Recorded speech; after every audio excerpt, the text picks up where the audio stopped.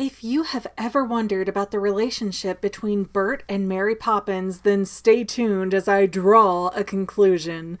Get it? Draw? Like Bert draws on the sidewalks? Yeah, I know, that's a super weak pun, but stay tuned anyways.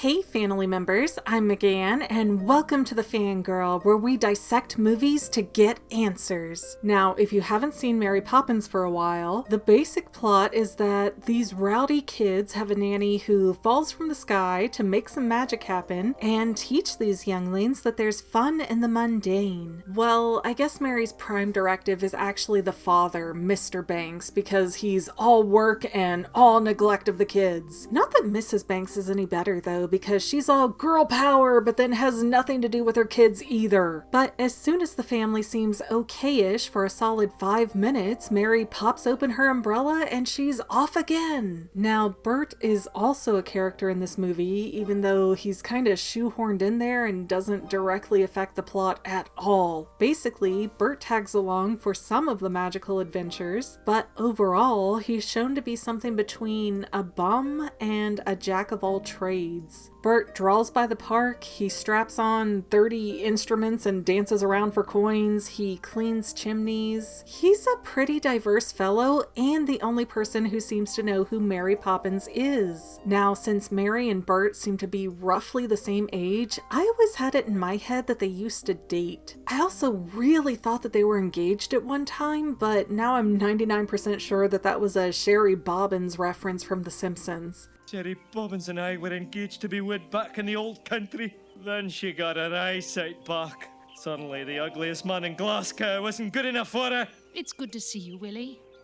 That's not what you said the first time you saw me. I mean, when I was rewatching Mary Poppins, they said nothing about why Bert knew who Mary Poppins was. Actually, the movie in general is very frustrating on that front because they gloss over everything by saying Mary doesn't explain anything. But what I've come to realize is that whatever Mary Poppins is, I don't think she ages. Actually, if we go a step further and watch Mary Poppins Returns, we can say for a fact that she doesn't seem to age. And that makes me believe that Mary used to be Bert's nanny once upon a time. And even though the notion might sound silly, there is some merit to it. Mary makes mention that Bert is a blue blood at heart. Though you're just a diamond in the rough, Bert, underneath your blood is blue. Common knowledge. And Bert even perks up at the beginning of the film and describes that something is coming with the changing wind. Can't put me finger on what lies in store. But I feel what's to happen. All happened before. Bert also claims that he first learned the word supercalifragilisticexpialidocious when he was just a lad. Because I was afraid to speak when I was just a lad. Me father gave me nails a tweak and told me I was bad.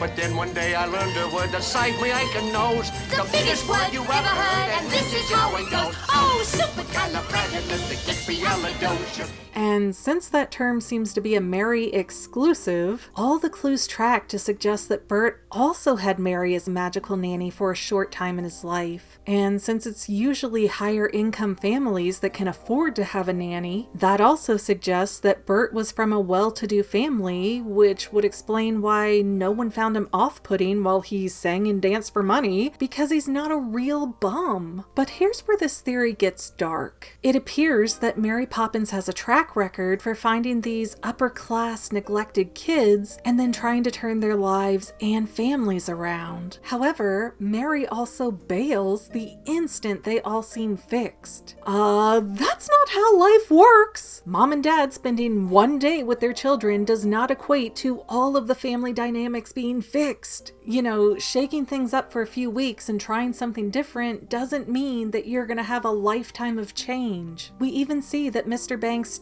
changes how he behaves because he gets fired at the bank, but then by the end of the movie, he's rehired. So what? Does Mary really believe that Mr. Banks won't revert right back to his staunch ways? And similarly, Mary Poppins does a ton of magic, piques Jane and Michael's creative juices, and then just moves on. What are these kids supposed to do with the rest of their lives? How exactly do you grow up to be a dependable, responsible adult after you've seen those kinds of things? Well, as we do see in Mary Poppins Returns, you don't. Both Michael and Jane have grown up to be artsy and flighty and not really good at the responsibility parts of life. In fact, Michael has gotten so off track as an artist that he's about to lose their family home, which is why pish posh spit spot, that's why Mary Poppins comes back. And then if you compare adult Michael with Burt, just wow. It really does seem to fit that Burt met Mary Poppins, grew up, and then pursued the arts until he lost his own family home, and then wandered around doing odd jobs for loose change. So really, 3 for 3, Mary Poppins ruins every life she touches. And don't get me wrong, the pursuit of happiness is great and all, but there's a limit. You still have to be adult enough to handle your bills, especially when you bring kids into the mix. So is Mary Poppins really showing up to help the kids, or dads, or whole families? Or is she some kind of creature that benefits from disturbing the traditional status quo for families? I guess we could argue that Mary Poppins is setting out to topple the social hierarchy in the UK by demolishing one well-to-do family at a time. But I'm not sure what Mary's endgame could possibly be. However, I do think that she is a much more sinister character than she seems. I mean, she even flat out says that she doesn't develop emotional attachments to the kids she nannies for, so yeah, that's not normal. Mary Poppins, don't you love us? And what would happen to me, may I ask, if I loved all the children I said goodbye to? But maybe Mary's backstory and origin are theories for another day. No matter what though, you can't really deny that Mary Poppins' presence is harmful for children. It ultimately ruins their lives. She's not saving them, she's a menace! And that's how Bert's life got all jibble-jabbled ruined because Mary used to be his nanny. It might not be reality, but theories are more fun. Supercalifragilisticexpialidocious, even though the sound of it is something quite atrocious. If you hear it loud enough, you always sound precocious. Supercalifragilisticexpialidocious. Okay, Dirt Times. If you're new here, this isn't really part of the theory. We're just having a little chit chat at the end of the video for people who are not quite ready to leave and go back to the real world. I'll be your Mary Poppins and ruin your day by wasting all of your time on videos. So, really guys, I'm kind of curious, is this a commonly believed theory? Because it's really the only thing I could think of to talk about after watching the 2 Mary Poppins movies. You know, I sincerely do not go out looking for other people's theories. I actually take a lot of care to try and avoid them so that I don't get influenced by what other people have to say, but then sometimes it's like, oh, you copied that from so-and-so. And it's like, no, I didn't. I assure you, I at least made some different points because I've never even heard of so-and-so or never watched their video or whatever. And sometimes people still say that to me, even if my timestamp is first. But that's a whole different issue. I guess what I want to say is that even if I am on a similar track as what somebody else has said or a very widely believed theory, I ain't no thief. And I swear there was a period of time for months and months, maybe even like a whole year or more, where it was like I would write up a video, record a video, edit a video, upload that video, but have it on private to be scheduled for like a week or so later. And then boom, Watso videos did the exact same topic. And every so often it would work the other way around too, where I would post something and then a couple weeks or months later, he would post something on the same topic. And it was just like, man, this is a really weird game of tag. And you know, I follow him. I see his videos pop up on my YouTube homepage every so often, but I'm not like, okay, I've got to listen to every single one of these. And I'm pretty confident that he wouldn't be wasting the time doing the same thing with me or anybody else. So it's just one of those really weird coincidence things. And please, nobody twist this around. I have no problem with Isaac. I think he's fabulous. We've worked together. He's recommended me for things before. I love Isaac. I adore Isaac, but I don't want to be influenced by Isaac's theories. I want to do my own. And we had this sort of ring around the rosy thing for a while where it's like, I swear I'm not copying you, but I feel like I'm copying you somehow. And that's just how it goes when you make any kind of videos. And the funny thing is, like, videos that I know other people are making, like the superpowers of Jack Jack, I did one of those too, just because I kind of thought I found more powers than most other people were recognizing. So I did a very similar video that I thought was already being done by many other people, and that turned out to be like my most popular Incredibles video by a lot. So it's such a weird fine line on what's popular and what gets you recommended and in front of people and what people click on. It's so weird because when you try to be new and different and interesting, nobody seems to want to watch those videos. Have I released my video on the host yet? Has anybody seen that? I'm sure it's got all of like 200 views. But yeah, then I'll post something that I feel might be more on the rehashy side, but maybe I've got a little bit of a different angle on it. And then, woo, look at all of these views out here now. It's weird. I have to show you my little Pikachu cosplaying in her Vulpix hoodie, because Vulpix is my favorite Pokemon and I love this, and it was way too expensive. But I found it at GameStop, so I'm going to put it up for Christmas for my daughter because I love it.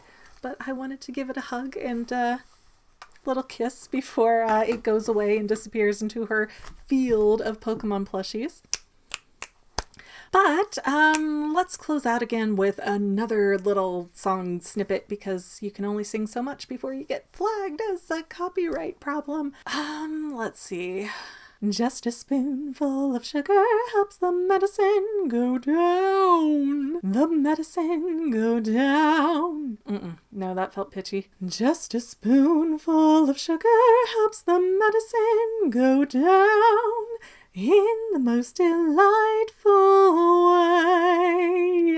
I'm going to be really honest and admit that I don't know any of the Mary Poppins songs completely by heart anyways, so yep, snippets are fine. And I know that Walt Disney himself really loved that Tuppence song, but I can't stand it. It is so repetitive and boring. It's like, oh, here's the action walking along and stop it. We're going to just stop here and stare at the bird lady. Oh. The lyrics are redundant, and it's like we're staring at the same image for 3 days straight. I just can't handle it. But, you know, that's not saying that you can't love it. Everybody can like whatever they like. I like the original Catwoman movie from 2004, and, you know, I also fully recognize that it's trash, but I love it. And I used to have cats like the main feline in that movie, so it has a special place for me in my heart. But I know it's a bad movie, but I still like it. So you like what you like, I'll like what I like, and we can call it a day. Anyways, thank you guys for watching my derps, and we'll see you next time, family members.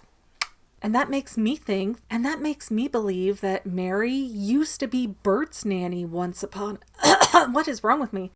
Well, family members, we're almost done, but I want to invite you to hang out with me in some other places. I'm on Twitter and Instagram as my own personal self, and I have a Facebook page too, but I mostly just post photos over there. And sometimes people say, hey McGann, I want to mail you something. How do I do that? Easy. Just click the About tab on my channel page, and my most current P.O. Box info will be right there. I also run another channel, The Family. It's really a hodgepodge channel where we might post anything. Oh yeah, and I also sell shirts and stickers and stuff with the Family and the Fangirl logos. If that is your cup of tea, I have a link in every description of every video. Finally, if you want to help out the Fangirl channel and make sure I'm putting out video essays for years to come, the best way you can help is by subscribing and watching more of my videos, whether they're new, old, whatever. Maybe even share one or two on social media, help spread the word. People who watch to the end of videos like you helps to tell the site, hey, this is a good video, we should recommend it to other people. So if you made it this far, leave me a comment of something like, hey, I made it to the end. Love ya. See you next time, family members. Bye.